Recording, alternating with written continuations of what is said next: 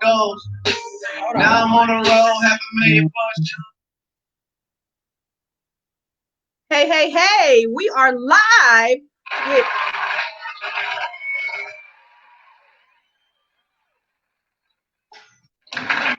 with the Tommy Jones. You hear this? You hear the round of applause? Let's give him a round of applause again.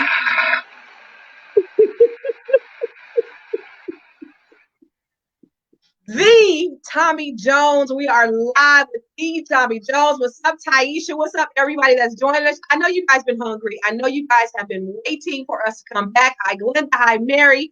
And we ain't gonna disappoint. We're gonna have a whole lot of fun today. I got my man Robert Antonin. What's up, Robert? Hey, what's going on, Constance Carter? Tommy Jones. And what up, CC? We are just going to riff. Let me tell you something about Tommy. Tommy is like my brother. I love him. He's brought me to Texas a couple of times. We hung out. We are just, we just vibe. The first time we met, we just clicked and we became fast friends. And it's like a brother-sister relationship. This is the homie. He's a big teddy bear. And I just love him. There's nothing bad I can say about Tommy. I just adore you, Tommy. You and Robert also met at a Power Networking conference. And I was introducing you to all the movers and shakers. And Robert just happened to be one of them. And so you guys connected there. But here, we're going to have a whole lot of fun talking about a whole lot of stuff. Oh, look at Erica. Hey, Erica. Erica said hello from Dallas. What's up, Erica? Erica Salter. I think she knows you. I think you know her. You know her? Yeah, a little bit. Just a little bit. Who's Erica? Man, who is she? Yeah. That's what we're doing right now? I said you wrong. You're wrong. No, yeah. Listen, Erica. Yeah. Yeah. So Robert, Erica is the neck that holds up the head. Erica's my ride or die. That's my Bunny to my Clyde. That's my Batman to my Robin, man. That's my ride or die. I love it. I love that. I met Erica when I went to Dallas the last time. Erica's like a sister now. So it's like we all just get along just great, and it's a cool relationship. One day I'm gonna tell you guys about the story that the last time I went to Dallas, and you want to tell me that story real quick, Tommy? Would you like to share? Yeah. Okay. So Constance. Okay, Robert. What I love about Constance is down for whatever, right? So, Robert, I was having an event at AT&T Stadium, home of the Dallas Cowboys, and so I was putting it together, and Constance is always encouraging me. She's always kind of behind the scenes, giving me tips and stuff. So I was like, hey, why don't you come through Dallas, and why don't you be my surprise guest and be part of the, be part of the event, right? And so, Robert, like Constance said, I mean, we've been vibing forever. I mean, I've known her for 2 years, but I feel as though I've known her 50 years.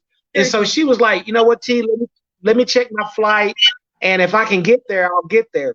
Yeah, because I was coming from another destination, right? I was coming from somewhere else in Dallas, right? Yeah, you were coming from Virginia, I think. You had a layover in Dallas anyway.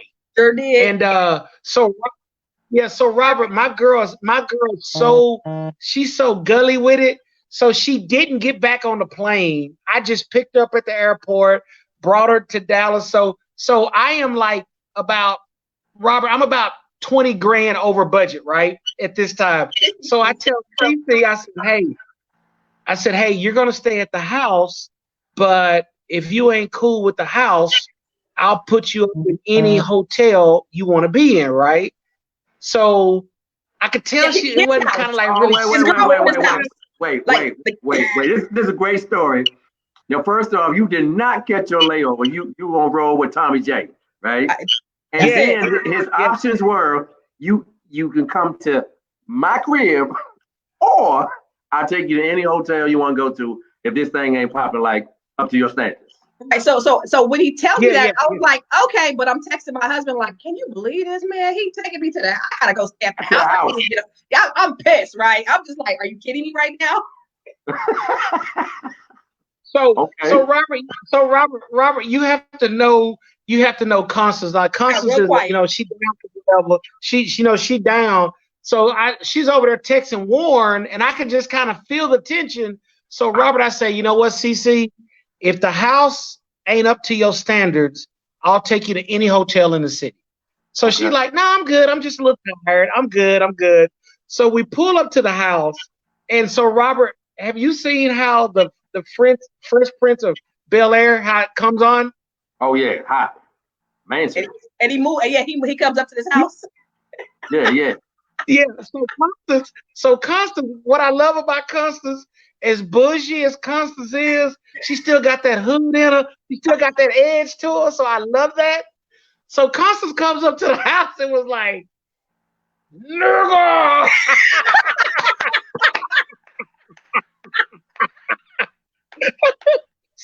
So Constance, so Robert, so Robert, I love Constance. And so when you have good people in your life, I'm very selfish with them, so I want them around me. So I've been pushing Constance for like a year and a half to move to Texas, right? Oh my God. So she walks through the house and she's like, damn, do you know what this would cost in LA? I said, I know, right? I said, that's why I'm saying you need to. I had it all laid out, Robert. I was like, okay, Cece, so you can be bi-coastal, right? You can kill it in California in real estate, and then we can kill it here in Texas. I had it all laid out, and she's just like, so she's like, she's walking through the house and she's calling her husband. It was hilarious. It was great, man. It was Warren great. and I had gotten into an argument at that point because he was ready to get on a plane and move to Texas at that very moment. We were arguing. I was like, dude, we just can't just have him. I mean, it was serious. It was real serious. Like, we can't just get up and move. He was like, how they live? It's like we ain't never been nowhere before. I was like, listen, I've been in a couple of places. Wow. But it's a beautiful, beautiful, beautiful, beautiful home. They had like 16 Christmas trees because it was around Christmas time. It was like a Christmas tree in every room. There's like 16 rooms, 18 bathrooms. And then it just went on and on and on and on again. So, I mean, yeah, I ain't living like that. So Robert, hold on, Tommy. When you say house and 16 trees in it, you just don't go together. You got to use words like estate, palace. I had to ask the staff the staff had to roll back my bed sheets that night. It was, the staff had to turn back the sheets. So Robert, out there. Robert, right? So it was funny. So Erica came out and she greeted Constance. That was her first time meeting. And then so Erica goes to bed. So Constance is 2 hours behind us. So she's up watching TV. I'm like, well, Cece, I got a big day tomorrow. I'm gonna go to bed. Constance goes, don't you leave me. Damn, I don't know how to get to my room. I don't even know how to get back to the room. Whoa. I didn't even know how to get back to one of the 20 guest rooms. I mean, it was, how do we get there? Can you lead me back to the room? Like that. Wow. So Robert, she was like, when you go to bed, keep your cell phone on in case I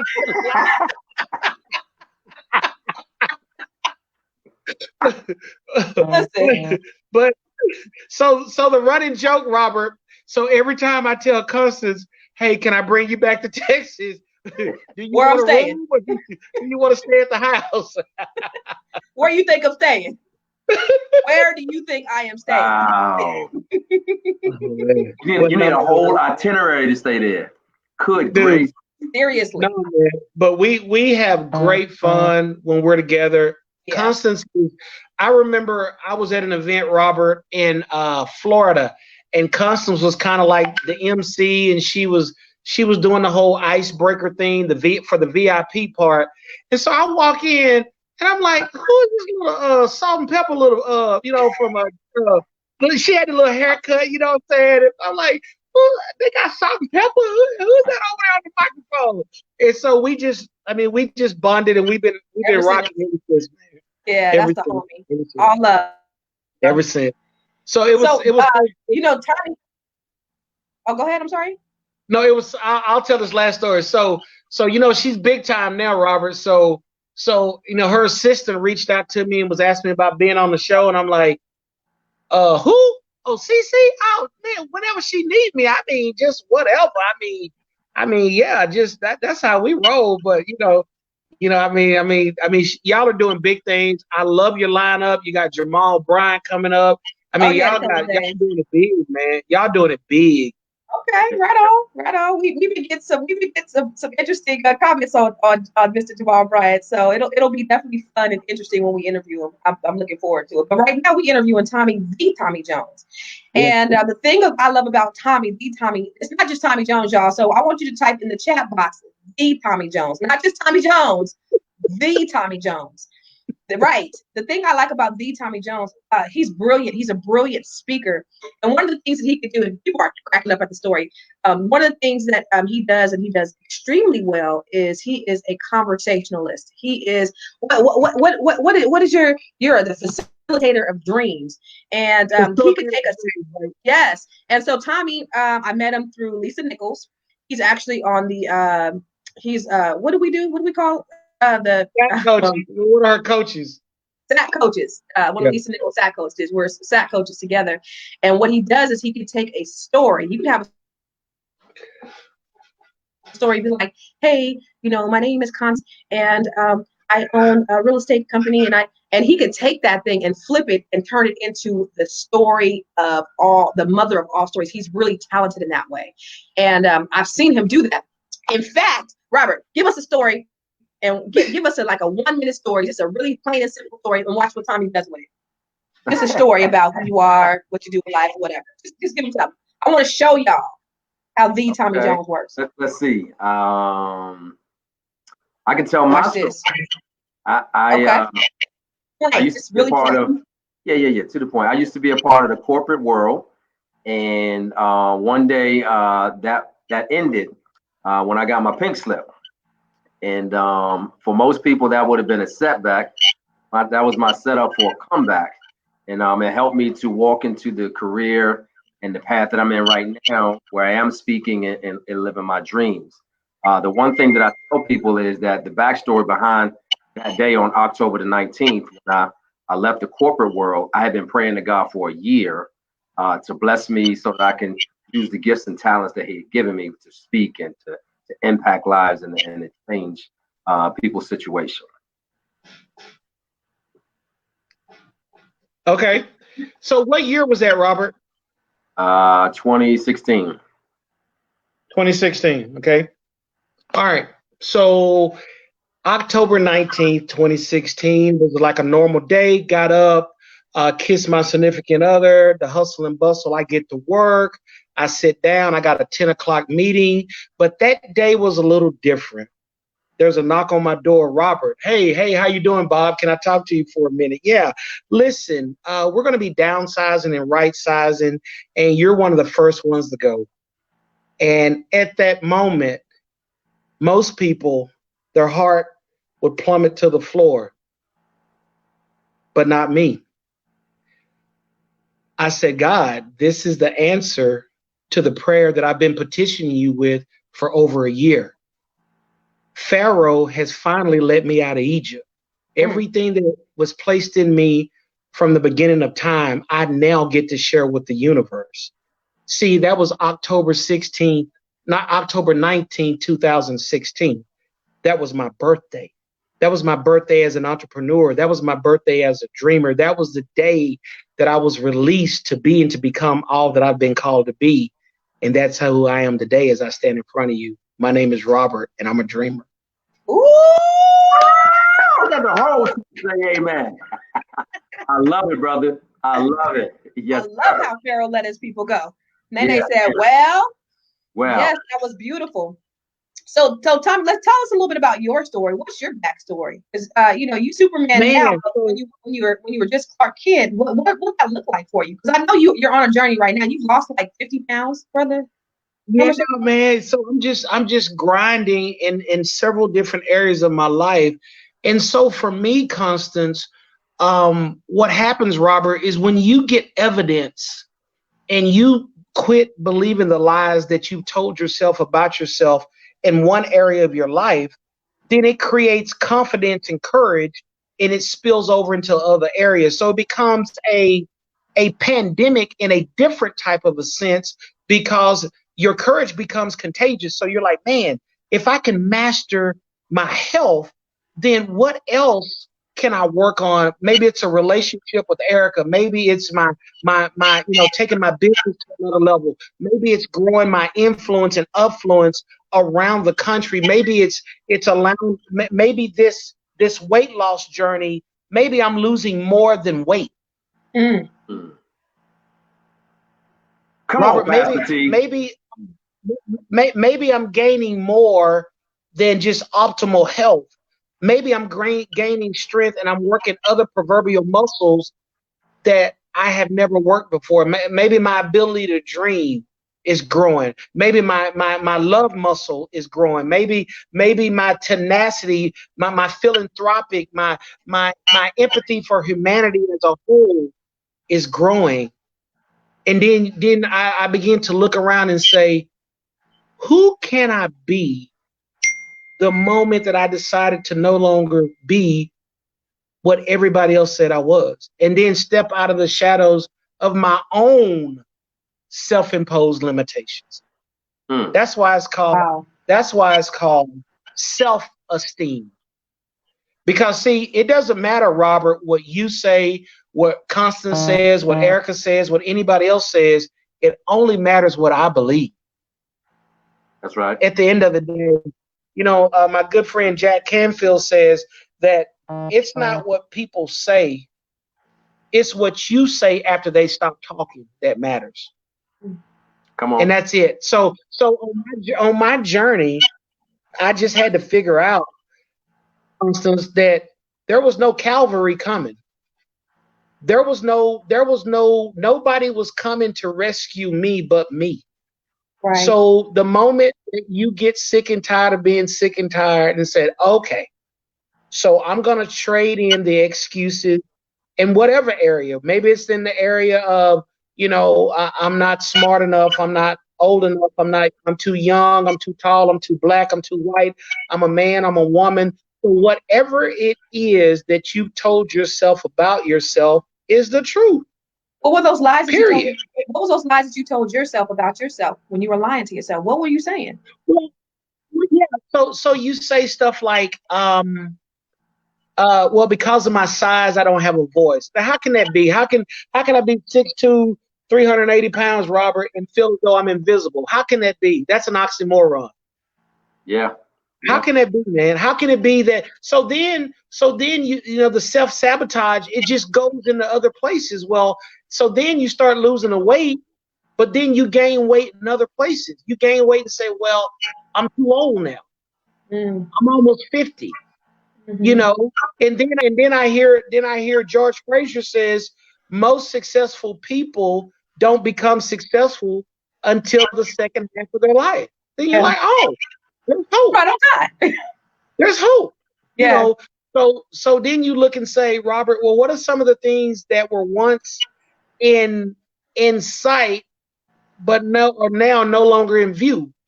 So you say, so you get the check mark. Okay, so I'm killing the health game. Okay, so I'm a beast in real estate and finance. And then you say, man, that other thing that's kind of eluded me, I suck in personal relationships. That just ain't for me. So that another lie that you told yourself about yourself. And so it's like, well, just me, Miles, and Madison, and no more. Me, Miles, and Madison, and no more. You know what I'm saying? And then this little 4'11" thing walks in my life. Actually, Constance was at a glimpse of greatness when she walked in, and I don't even remember her from that event. I mean, there was over close to 500 people there that night, Robert, and it was a blur. I don't even remember seeing her, but it don't matter because she remembers seeing me, Robert. That's all that matters. 380 pounds, my brother. At 380 pounds, okay? Wow. What'd you say, Constance? I said she saw you at 380 pounds and liked what she saw. Yeah. So Robert, that's the running joke, So we've up leveled some things from my eyewear and some other stuff. And I'm like, well, you met me wearing those other glasses. Like, well, don't wear them no more. Wear those other glasses. So but the beautiful thing in all of that is, as you started telling yourself the truth, you see other things, just like you said, start to birth themselves through you. So even in your business, in your love life, and even in your speaking. So you being, this person with this big personality who has this gift from God, and you stopped yourself from walking in that. Like, how was that for you? Man, it was so liberating, CC, to meet you, to meet Lisa. And so I remember we were on stage together, Constance, and we were in somewhere in California. I don't know. We've been together so many times. But Robert, and in the middle of it, I turned to Lisa and said, your yes was never for you. My yes, Robert, was never for me. See, your yes is for the people that are around you. And so Lisa is so sensitive to energy. She just gave me the mic. So I walked out on stage and I said, Lisa Nichols, y'all. Yeah, Lisa Nichols. I said, we're all standing in the result of Lisa's yes. And there was about, what'd you say, it cost about 500 to 1,000 people that night. And what I said, Robert, is none of us are here together in this space, sharing this experience, sharing breath, if Lisa wouldn't have said yes to her gift. So I challenged the people and said, Robert, Connie, Daphne, Leroy, how many people are waiting on the proverbial sideline for you to say yes so that they can walk into their greatness? And what is your saying yes to you? What has that done for other people that are coming up behind you? Man, so it's been crazy. So I'm always, Constance, I think she's part vampire, Robert. I don't know when she sleeps because, I'm a night owl and I'm texting Constance like 4:30 my time. And you getting text back. And thinking that she's going to see it when she gets up, and she's texting right back. Thanks, bro. Thanks for praying. So I'm like, Negro, when do you sleep? Do you hang by your ankles upside down somewhere? Are you a bat? What do you do? When do you sleep? But yeah, I just think that that goes back to that conversation I had earlier, but we'll leave that alone. But so Robert, I gotta tell you the peekaboo that I got before I got on the phone. But we'll talk about that at another time. So what I want people to understand, and what I'm always telling Constance and other people like that are in my life, is that you're the evidence. And sometimes, Robert, some people need to see it in others what they can't see in themselves, and then they get courage because there's power in proximity. Yeah. So sometimes you can just be close to something and you can piggyback on somebody else's courage until you can begin to walk in your own. Let me tell you, we were at the PNC conference last year, and don't get me wrong, I love formal education. I'm a champion of education. And my sister walked in the room as a boss and said, I got a PhD. I got a PhD in life. And ain't nobody in this room gonna outwork me.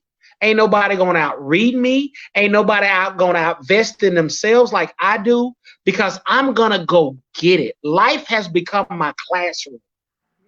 That was my girl, Constance Carter. And that's why everything she does, I tell her, I just texted her the other day and said, you are the Harriet Tubman. Keep writing the blueprint, keep sharing the blueprint, and keep walking, because we're all walking behind the path that you're laying for us. I love it. You know what's so interesting about that, Tommy? I was in the room that night too, and I know that I was staring in one direction, and I had a lot on my mind. I was trying to soak up everything that was happening in the conference. There were personalities and just a whole bunch of other personal stuff going on. But Constance got my attention when she talked about a PhD, and she rolled on that PhD with a pregnant pause, right? I'm like, right on. I didn't know she had a PhD. She said, yeah, that's right. I got a public high school diploma, but I'm still killing the game. Nobody will out-invest me, out-read me, blah, blah, blah, like what you said. And after that, I have been an absolute fan of Constance Carter. I'm going to have to come up with a nickname for you, Constance. I mean, CC is already taken, but you killed it when you came with that night. I was in the Thank room. you, sir. Yeah. Thank you. So with you, Tommy, I'm sure there are several people who have those wow moments who walk up to you and say, because of you, ... Your speech and your presentation motivated me, right? So what do you say to the people who have the after church experience? Because the Sunday motivation and the Sunday inspiration only lasts so long. The boy ain't like your question. That's what it was. I didn't think you liked the question very much. You know what, Robert? How you doing, brother? I'm doing well, sister. Let's do this. You know what's cool though? I'm sure he'll come back in. I just want to just brag on you a little bit, just to talk about everything that you have. Like I'm peeping the overlay. It is absolutely amazing. Like man, it is fire. Do you hear me right now? Fire. I got good people on the team. You know what I mean? Yeah. So salute to all the rock stars that are on your team. And I know that anybody that's listening needs to know that in order to achieve your dream, whatever it is, you got to have a rock star team behind you, because there are too many solopreneurs out there trying to figure it out on their own, trying to make it happen, not knowing that they can go a lot further if they have some people, on their team to help them get there. And you certainly have been a boss for real for a long time. And Thank you. I certainly am honored to call you friend. So thank you. Keep doing what you're doing. And I'm sure that Tommy will be back on, though. What were you saying? No, I said that's what I love about what you talk about. Here he is. That's what I love about what you talk about, is the fact that there are a lot of entrepreneurs out there, and what they don't have is a team, but they don't know how to be an effective leader. And one of the things that you do as a leadership coach is you show entrepreneurs, you show C-suite leaders how to be effective leaders to get people to follow you, because they're not going to follow you unless you lead them. But you got to understand how to lead them right. And so that's what I love about what you do. And we're going to bring Tommy right back up in here. Hey, brother. TJ. We thought Rob, you didn't like Robert's question, so we thought you just dropped off because you weren't really feeling what he was talking about. So I didn't hear the question, Robert. Give me the question again. Basically, what I was saying is that truly I can tell that you have an anointing, you have a gift, and thank you. And when you're in the room, I know that you light it up and you impact so many people right then and there. Like when people leave the room, like that, they still need some more, right? Yeah. Yeah. Are you available to do that and talk about that a little bit, as far as how your footprint is bigger than just being in a room? Because I know for sure Lisa Nichols has an offer at the end. I know Constance Carter, she has programs at the end, but from a real standpoint, I know you get that after speech conversation. Man, I love what you talked about. How can I get more? Like, what do you do with those people that ask that?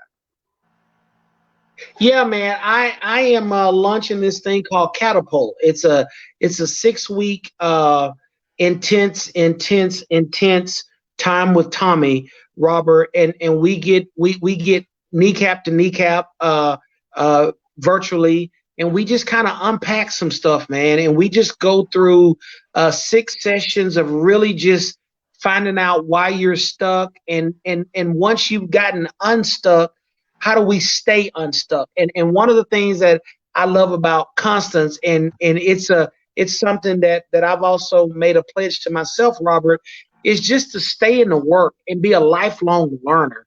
Because what does continue to evolve will eventually become extinct. So I mean, whether it's in your business, that one more time. Say that one more time. What doesn't evolve? Whatever will eventually become extinct. Come on. Yeah, whatever, even in your business, if you stay, if your numbers are the same, Robert, this year as last year, you didn't stay the same. You actually lost ground. You lost ground. Even in COVID? Say it again. Even during COVID, should we be still like? Oh, let me tell you what I love about COVID, Constance, is that all the pretenders sit down and it just leaves more for the contenders. I love it. I love it. I mean, it is so funny. I had one of my. And here comes the contenders. Wait a minute, we got to marinate on that for a minute. Sit down, pretenders. Come through, contenders. What? You know that's mine, right? I'm trademarking. Yeah. You can have it. You can have it, sis. Just give me a T-shirt. You can have it. You can have it. So what happens is, one of my superpowers, Constance, is I tell my staff, I tell my team that there's cash and chaos. I love it. Folks is spending. I love the people. Spending. Yeah. What I love, Robert, I love the people that want to call me to help them, but I really love the people that have to call me to help them. Okay. You see what I'm saying? I love that. I love that. Yeah, I love it when I get to sit down and you choose me based on your situation. So I get to come in and I get to do what I've been created to do. I get to come in your life, Robert, and I teach you how to slay whatever Goliath is standing in front of you. I get to walk in your life, Constance, and I get to shine the flashlight of knowledge and make the darkness of ignorance in the area of finances go away. I love that. Listen, Taisha said, I'm still at all the pretenders. Sit down. Sit down. Sit down. Sat down. Sat down. All the pretenders sat down. Because see, Robert, I've been in the industry. I've been in the real estate industry for 22 years. And I loved it in 2008 when the market crashed. Because everybody, and this is what I say, and Constance has been in my real estate masterminds. Yep. There's two types of people in real estate. There's people that are licensed, and then there's licensed professionals. There's a difference. See, a license just gives you the authority by the state to practice a craft. The professional part, Robert, where you go and do the work, is what separates you. Come on. And that's what I like doing. That's what I like. That's the part that I like. So I love COVID. You know, I mean, my heart goes out to the people that's lost family members. My heart goes out to people that feel as though they've been quarantined. My heart goes out to the kids that can't see their friends. But for me, baby, there's cash and chaos. I love it. I love it. Let me tell you about my trifling ass kids, because you know, yeah, they can't see their friends, but all they do is scratch their nuts all day and play the damn video game. They ain't missing out on nothing. They don't care about nothing. They don't care about me. I ain't seen them Negroes in 3 days. So them kids. They ain't doing nothing. They don't care about nothing. They glad that they out of school. I don't feel sorry for their behinds. But everybody else, you know, you're absolutely right. You are absolutely right. You know, when you talk about COVID, though, you talk about there are a lot of people where you have people who are pretending to do things, or the people who now are stuck because of the new norm, and people don't know how to shift and pivot and try to do something different. So what do you say to those people who are like, you know, they can't contend with change? And we know that with anything, you know, what do we know about life is constant change. But there's people who have been on their jobs 30 years or 20 years, and they've been doing the same thing, and now they're sitting there trying to figure out, what in the hell am I supposed to do in this new normal? And we know that life is not going to be back to complete normal, not just yet. So what should they be doing right now? How do they need to change their mindset? Because you talked about being stuck. How do they get unstuck during this crisis? Well, I think, Constance, that this is a great time to be still and listen, Robert, to that still voice that never stopped talking. Even though it was a whisper in high school. It was a whisper in college. It was a whisper in your first marriage. It was a whisper when you got that promotion. But life was so loud. And now your creator has put the entire freaking world on mute. Right. So maybe, Robert, we can have our October 19, 2016 that you had. We can have the true awakening of what our purpose has always been since Genesis 1:1, when he said, let there be light. Come on. We can now get into position of being and becoming all that we've been created to be. And the first thing you have to do, Constance, is surrender to something bigger than you. Oh. I'm not here to talk about religion, but I'm here to talk about creation. And I want you to say, okay, there's a reason, Robert, that I'm born now and not 100 years ago or 100 years from now. So there's something in this dispensation that I've been called to do. He created me with the tenacity, but I have to develop the capacity to do what I've been called to do. And the capacity comes from being on a journey and being a self-aware individual of who I am, and what I'm here for. So what I would challenge anybody, Constance, what is that one thing from as early as you could remember that you've always wanted to do, but you've allowed everything and everybody, and the one thing we've always said is, I don't have the time. Well, you got the time right now, homeboy. Got nothing else to do. It's You got the time Wednesday. right now. You ain't got no job, and you ain't got nothing to do. Friday. Wednesday today. I love So it. that's what I would tell people. That's what I would tell people. I would also tell them, Constance, look for things that anger you. That's an indication from the universe that that's a problem that you're supposed to solve. There you go. Madam C.J. Walker, it bothered her that women of color had. I can't hear you.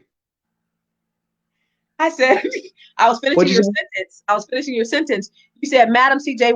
Oh, shoot, he's gone again.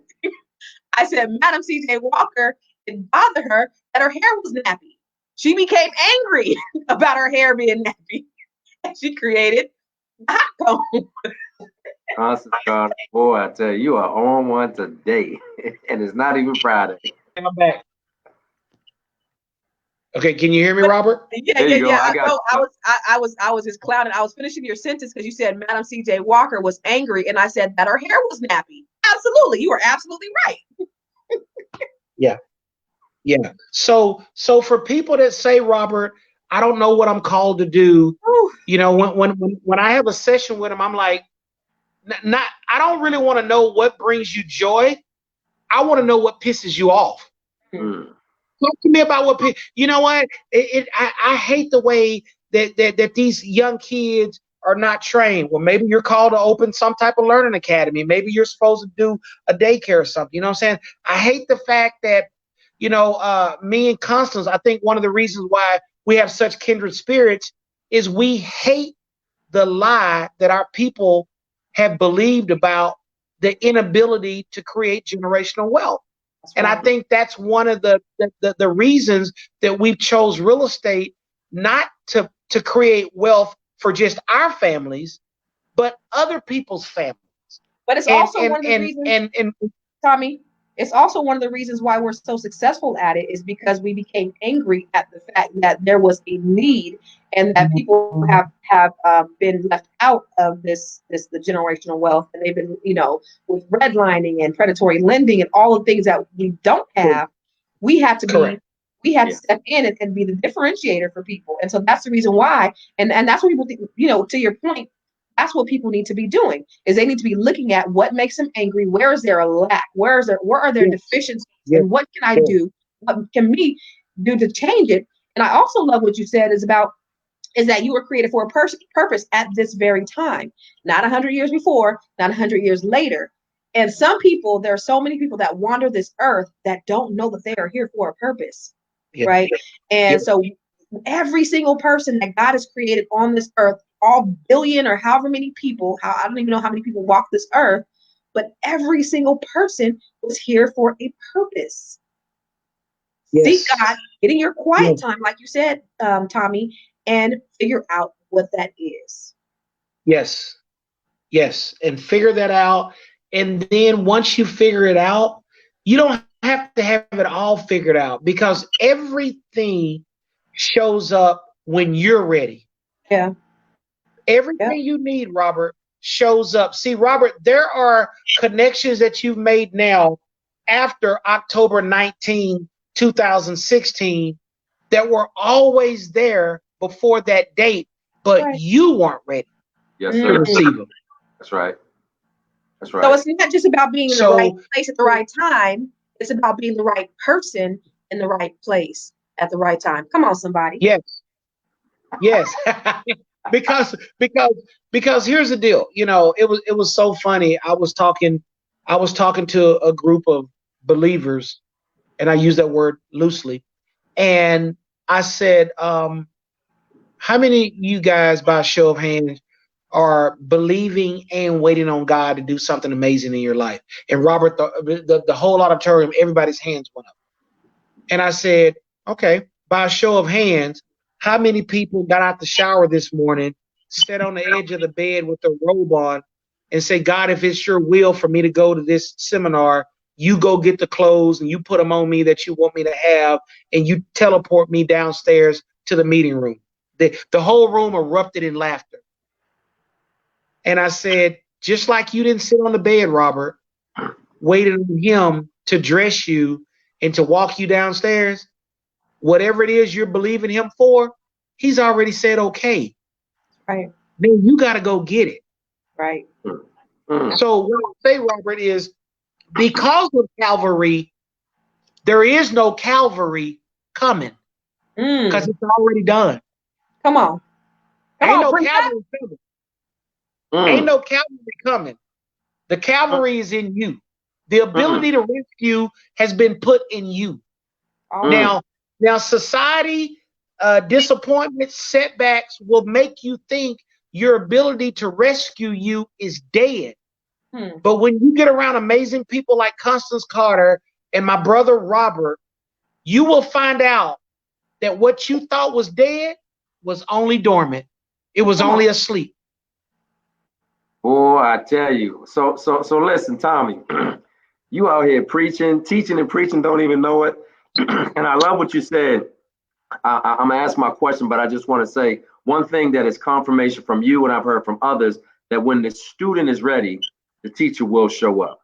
When the student is ready, the teacher will show up. So I know whenever you show up on the scene, Tommy, you have certainly come with the purpose and you speak with passion. So I know that your students are awaiting you once we get through this COVID-19. But I know you're so virtual with it that you'll be doing it right now in this moment in this season. So here's a question that I was thinking of, because my mind, Tommy, goes in a million different directions. It's always been like that since I've been in grade school. So I heard what you said, but I got a question for you, brother. So if you had to say you were more like Malcolm or more like Martin Luther King Jr., which one would you say you are? Are you more like Malcolm or are you more like Martin? And it's no wrong answer, my brother, but the people need to hear, who are you? I would say for me that I'm more like Martin than Malcolm. For the I'm not militant. I'm more intentional. I'm extremely intentional. Like, for example, before I got on this call, Robert, I said in my quiet time that as a result of me saying yes to my friend as she pursues her passion that God put in her, doors are going to be open around the country. People are going to see me that I currently do not know. And in the next 6 to 8 months, 4 paid speaking gigs are going to come out of something to do with me saying yes to today. Come on. Yes, sir. Setting intention. Yes, Setting sir. intention. That's right. So he said he's Malcolm. No, he said he's Martin. He said he's Martin. What about you, Rob? Are you Malcolm or Martin? You know what? It depends on what day you ask me, but in the way that I walk, majority. Who are you? I'm trying to get there. So in the way that I walk and I talk, I would say that I'm more like Martin, in that, you know, I try to deliver a message where I can meet people where they are. And I believe that Malcolm did the same thing, but he did it with disruption. And not everybody can handle disruption, even though sometimes you need to be disruptive in what it is you need to do in order to get to the place that you want to go. So I'm more like Martin. I will say I'm more like Malcolm. Little bit when he first converted, but more so after he got out of the nation. Okay. But you know, by any means necessary. Like we got to do what we got to do by any means necessary. It's time out for being nice. It's time out for allowing people to do, you know, being the victim, and it's time to start taking action. And that's where that's me. So it's so funny that I'm the only female right here, but I'm talking to two Malcolms and two Martins, and I'm the only Malcolm here. This is crazy. By any means necessary on mine. Hey Tommy, I got another one, brother. I got another one. So okay. So you're in Dallas, right? This is an age-old question that Constance and I have had more than once with other people, and you know, I try to lobby the answer, but I'm not going to do it this time. But I'll set it by saying this: I'm on the East Coast, she's on the West Coast. So I know that you are a music connoisseur. I can tell by the way that you speak and some of your references that you've used. So if you had to choose right now between the Notorious B.I.G. and Tupac, who you got? All right. So let me tell you why that's kind of skewed for me, Robert. Because I gotta rock with Biggie because Biggie made Big Brother sexy. Not really Heavy D. Heavy D was more like, oh, he's a little teddy bear, you know, like that, right? But Biggie, it was kind of like, okay, hey, okay. So Biggie was black and ugly as ever. However.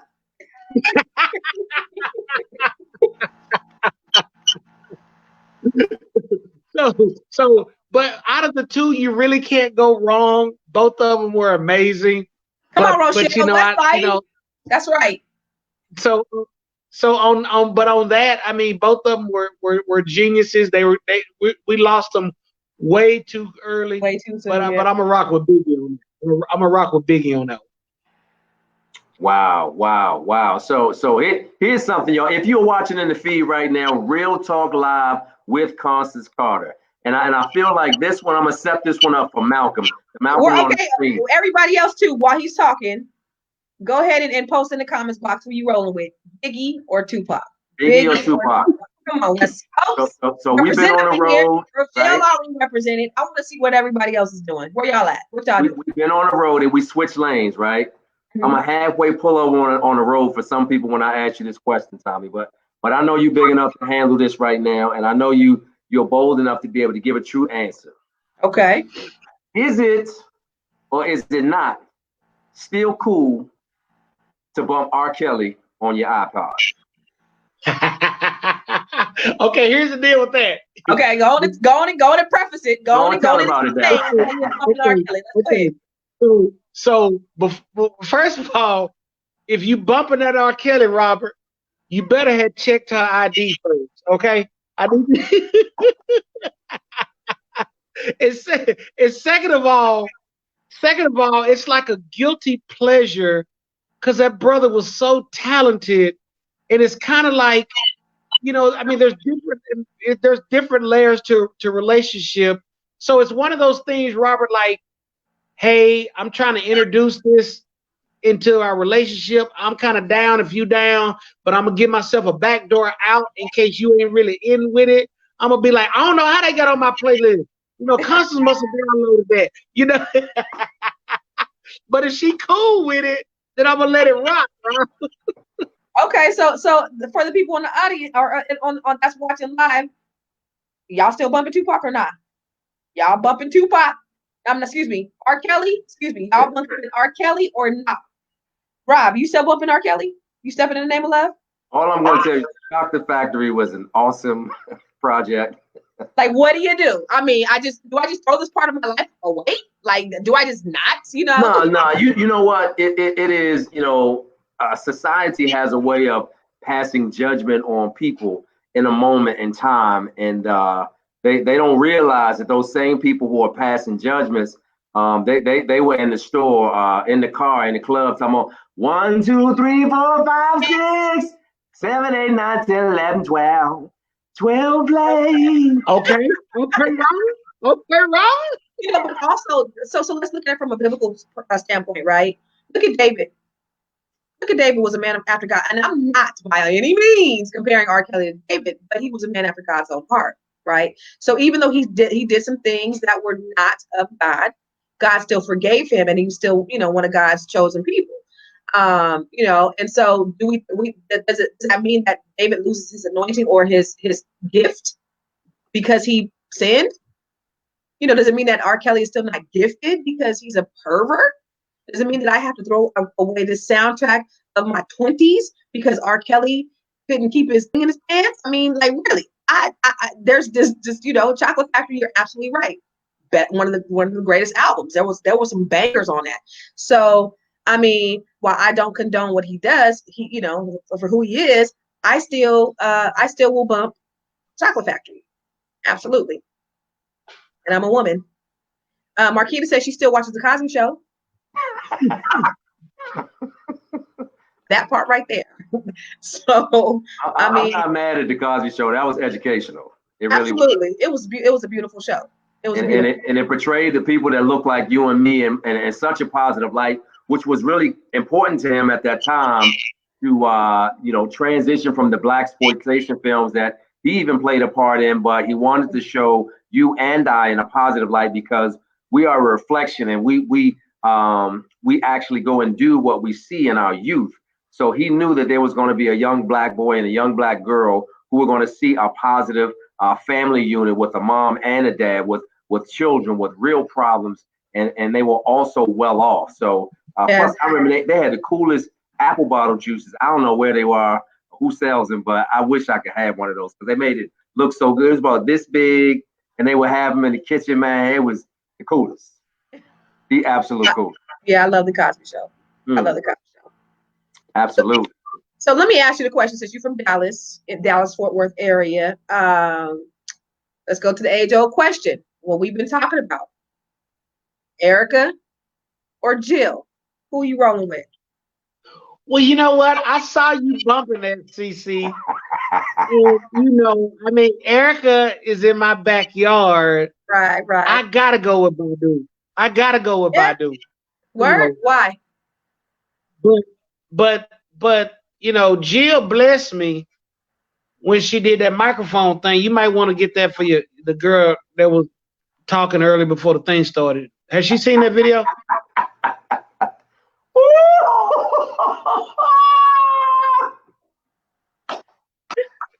Cousin. Hello? Did we lose it? Carla, are you there?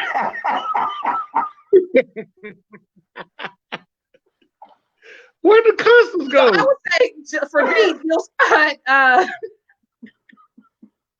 had went to I'm looking at a space in Oakland for office in Oakland, and that, which is about an hour away from me. And so I was listening to Jill Scott and just hit after Erykah Badu has hit after hit. Jill Scott, I don't know, like her music is the soundtrack of my life, you know, in every like mood, or, you know, just being in love or being, you know, hurt or heartbreak, all of those things that Jill Scott talks about. It's just the plethora of, you know, the soundtrack, the things that we go through as men, as women, as people, as lovers, all of those things.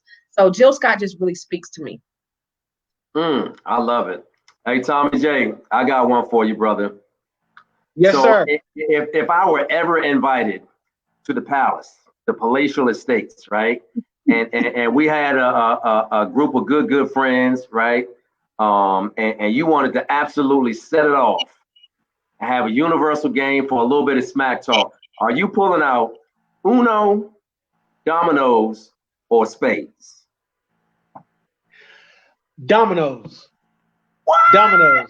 Listen. I never learned how to play spades. You know, when I lived in a frat house, junior and senior year in college, that's all they played. So I got indoctrinated into dominoes. So I would have to go with dominoes, man. Come on, man. Dominoes would be the game. What about you, Rob? What you playing? Well, y'all already know. I'm probably the only black man in America that's like, what is this one right here, dude? So the 5, just put the 5 on the hand. I piss some people off playing dominoes. I am a spades player, but listen, if you truly dominate, when you about to call dominoes, do you slam it on the table or do you gently place it there and say dominoes? No, Robert. What I do is I put them down and I spin them and I talk much noise. I'm an S talker, baby. That's what I do. Oh my God. You know, I talk so much mess on the domino table and the spade table. People really want to fight me. I will not only win, but I'll talk about you bad on the way out. Oh God. Woo! Yeah, wow. I'm losing friends. Hey, Tommy, you know, you've been so inspirational for everybody who's looking in the feed. You know, if Constance and Robert are on the screen, you know, we got to ask you the stuff that goes a little bit behind the closet, and we certainly want to allow people to get to know you, you know, and you haven't been shamed, you haven't been scared at all. So I heard you talk about a 4'11" fine PYT, pretty young thing. Come on. So if you're talking to your son or your daughter, is it acceptable or not acceptable to hit a home run on a first date? Okay, so let me tell you about that. So it just happened. No. See what happened was. No, let me say this. Yeah. There is a level of responsibility that comes with sex. Yeah. And I have always said, you better be emotionally, physically, and financially ready for the repercussions for the act. Mm-hmm. So for me, that's never been my thing. My friends laugh at me all the time. And the reason being, because in that space, Robert, how can I say it? I'm okay with the physicality of the act, but I'm more in tune with the connection that comes out of the act. So for me, there are some alternatives that, you know, I'm cool with until we get to that point, because hey, Thomas, did you say alternatives? Yeah, I'm just, you know. Y'all grown. We all grown here. What type of alternatives are we referring to? I'm just saying that, you know. I'm just saying, Robert, I'll just say the ultimate act of admiration. Yeah, I'm okay with receiving that until I know if I want that. Got it. Yeah. Now is that with reciprocity, or is that a no? It over time it can be, Robert, but not at the gate. Not out the gate. No, not at the. But here's the deal. We don't even have to put that on the table. But if you are just eager, you know, and it's, you know, open night at the Apollo. If you say you can sing, I'm gonna let you sing. You let her get on the mic? Yeah, I'm gonna let you sing. But. All right. So next question, Robert. Ladies and gentlemen, if you have no idea what we're talking, just watch the replay. Somebody put hashtag replay because somebody just missed it. A whole lot of things just happened. Tommy just went way deep sea fishing. And if you weren't paying attention, you missed it. So put hashtag replay in the feed because he just dropped some nuggets. And I love the way you tactfully. Like you said live.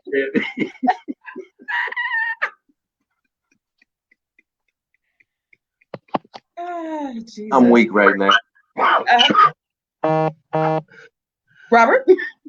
Yeah. Oh, it's still on me. Okay, so let me bring y'all out of that deep sea fishing state right there. And I'm just gonna tell you right now, Are you more of a? You talked about the Saints, so this will be an easy one for you. Are you more of a Donald Lawrence or Kirk Franklin kind of dude? You know, Kurt is my dude. You know, I mean, Kurt is. First of all, did y'all see the Mother's Day thing that Wasn't that him and his dope? wife? Wasn't that dope? I loved it. Yeah, it stayed in my head. I love that. Yeah. So I mean, I've had the privilege of knowing Kurt for a while, and one thing I've always told Kurt is that he's like the LL Cool J, Robert, of gospel music, because he keeps freaking reinventing himself and he stays and relevant, dude. And looking younger. And looking younger. Yeah. I mean, the dude looks like he's, 20. Yeah. I mean, him and Tammy, they look amazing. They look amazing. Yeah. Oh, no doubt. So you going with Kirk? One of the things I would say about Kirk is the fact that I remember when he first broke on the scene, right? Because we grew up to listen to the gospel of Grandma and them, and it sounded nothing like what he came on the scene with. And trust and believe, he was still giving praise to the creator of the universe. Yes. He was doing it in a new, fresh, innovative way that appealed to his generation. And so for those who are lost, who hadn't known about speaking in tongues, tie my bow tie, they got to hear about God, and they got to hear about his goodness in their lives through his messages of positivity, love, and unity. And so I love his innovation. And I haven't watched Sunday Best past like season 2 or 3. But like you said, that brother, man, I don't know how he's doing it. Must be in the water down there in Dallas, brother. Yeah. Yeah. In fact, their palace is right around the corner from Kirk Franklin's. So, they in the neighborhood. Yeah, and TD Jakes. Yes. Okay. Yeah. Thomas Jakes. Yeah. Like that. Yeah. I love it. So that's where you are. Yes, like that. And because God said, I love it. That's my dude. Yeah, so we are going to wrap up, man. Tommy, it has been such a huge honor, a huge pleasure to talk to you. I love what you talked about, and I love your evolution.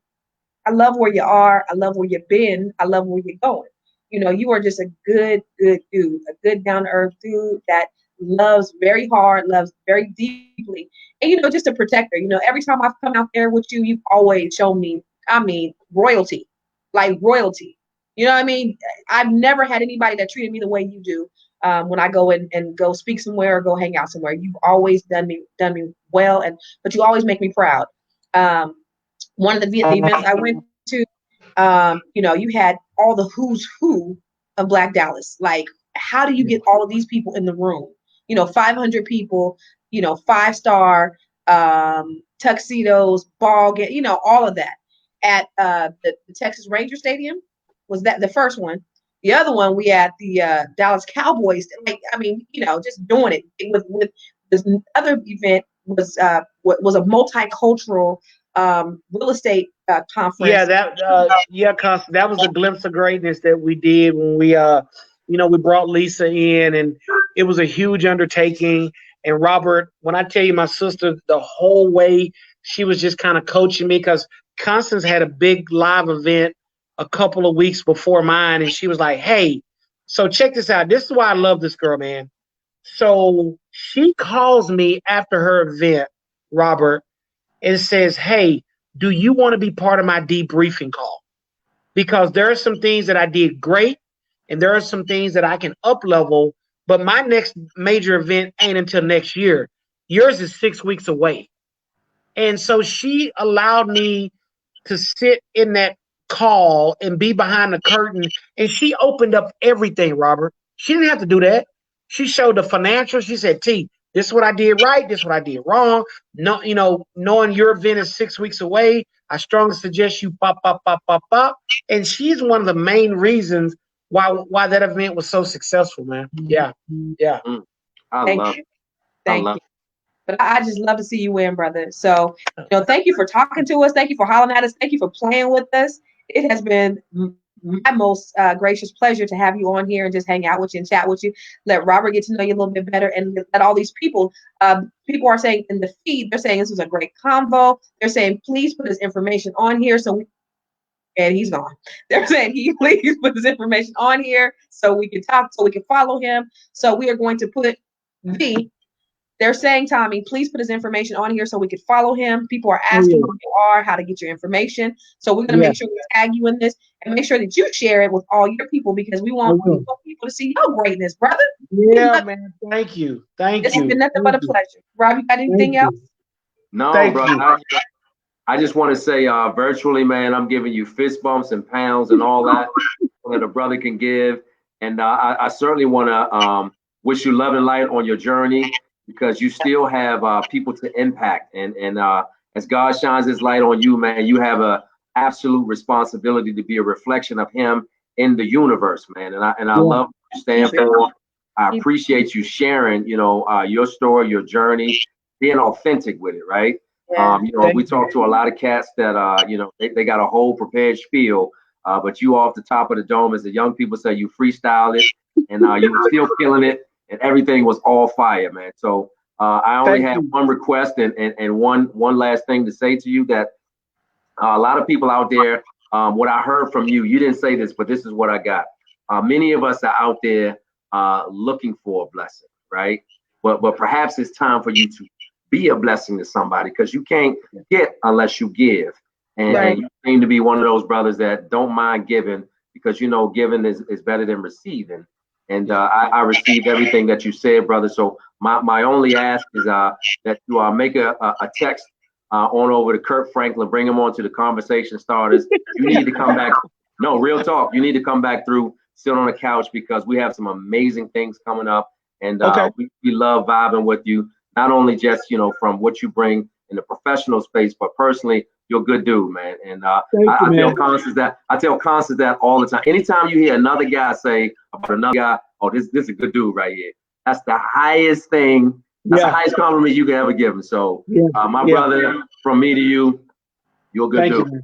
Hold on, before we get off, you got a freestyle, Tommy? You got any bars?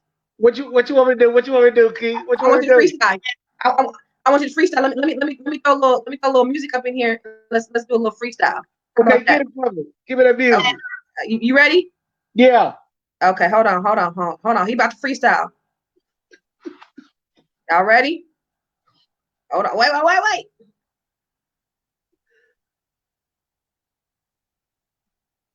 Now, I was not expecting Tommy J, so I'm gonna give my next quarter.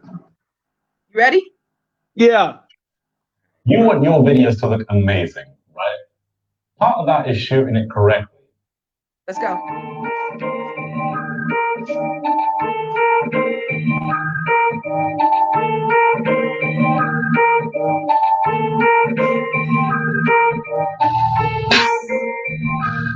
Here we go. November 22nd, that was the day I born. And when I came around, I would have had a song. They told me what I couldn't do, who I couldn't be. But they forgot my God named me Tommy. But you can call me Tommy now, call me Mr. Jones. Because I'm in this crib, but I'm never alone. I got the Prince by my side. Let me tell you, baby, I'm about to ride. There you go. You want to hit him, Rob? I don't know if I can get with that, man. I can't hear it. All right, let me turn it up. You ready?